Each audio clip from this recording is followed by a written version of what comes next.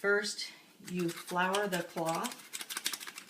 Because you've got a moist ball here, it's a little sticky, and you don't want, when you're rolling it out, you don't want the dough to stick to either your cloth or your rolling pin.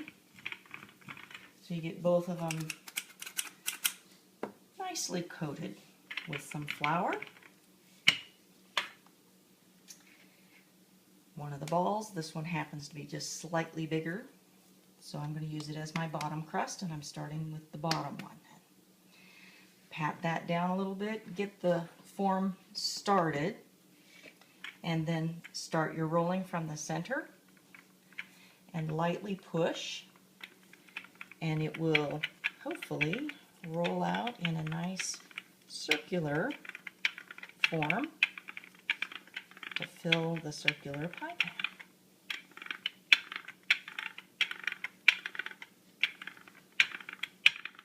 Every now and then you might want to feel the pie crust to see if there's some unevenness. Now it's a little thicker over here than it is right there. So I'm going to roll and pull it this way and use that thickness to thin it out just a little bit.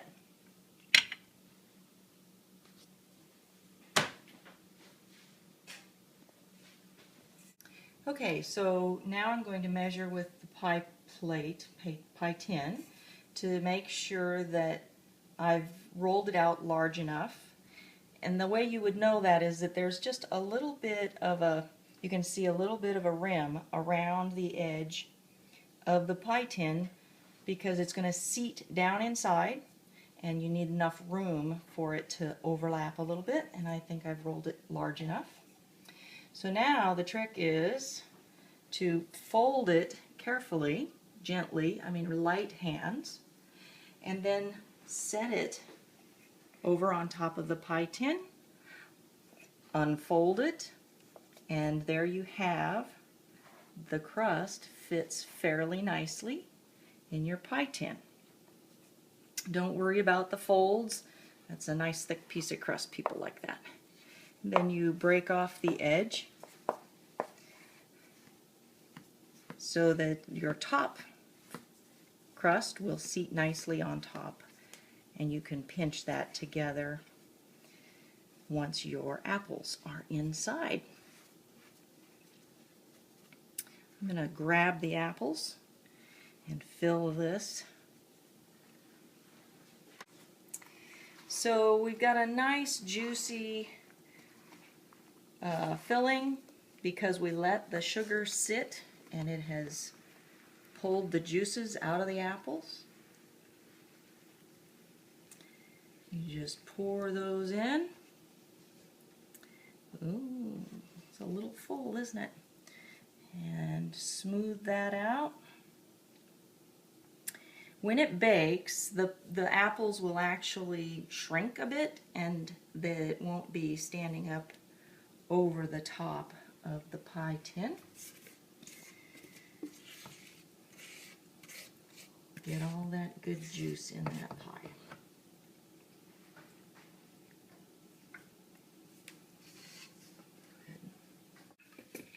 Okay, so I'm on the top crust now. I've sprinkled my cloth and the rolling pin with a little bit of flour so that we're ready to go again. Once again, you form a little ball, pat it down, get it started. Then I usually put some more flour over and roll it over so that nothing sticks. I don't want the rolling pin to stick or the crust to stick to the cloth. Again, I start in the center, moving out. I press as I push, gently, but certainly with enough force to make the crust spread across the cloth. Now this one doesn't have to be quite as big as the bottom. As I was saying, there's not as much of a, oh, they're a little thick over here. There we go. Now we're going to need to put butter on the apples. And then what that does is as it melts, it actually helps this top crust brown. And we're going to wet the edges of the bottom crust so that this top one will stick when we. It doesn't matter what butter you use. You can use butter or margarine, or I can't believe it's butter. You want about that much, and you want about 5 or 6 pats of butter. Doesn't have to be a lot, but it certainly does make a difference in browning that top crust. We move over to the sink, and again, you always use cold water with your crust when you're working with crust. You wet your fingers, and then you just move that around on the inside edge, and this is going to make that moist so that it's a little stickier, and we can hope that it'll stay together and not bubble over. I do have foil inside the oven on the bottom because it isn't uncommon for a fry to boil over. Makes a messy, messy, sticky, messy, burned stuff on your oven. Now I have this cute apple type of marking. Let's double check this size. Yeah, we're good on size. And then this will put air holes in that top crust so that it will hopefully not boil over. And this is a little tricky when you do it this way, but we'll just see what happens.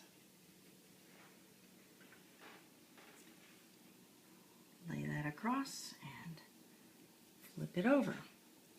I always push this down just a little bit so that I get a little extra crust to adhere to the bottom one. And again, I'm cutting off the excess, and some people like to fold it under.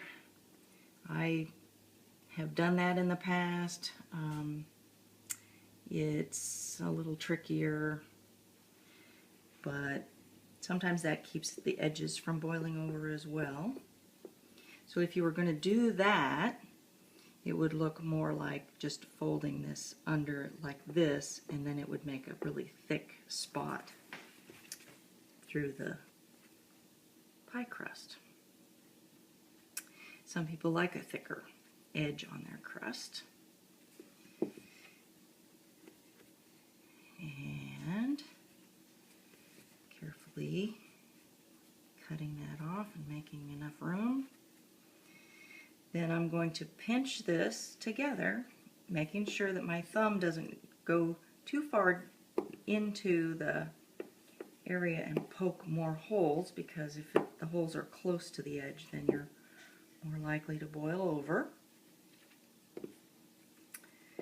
We pinch this all the way around, and hopefully that's tight enough to stop it from boiling over. Now, if I had not used my little fun tool, I would have used a knife and made slits so that it would have venting, so that it's less likely to build pressure in there and lift the top crust off enough for it to boil over. We're ready for the oven.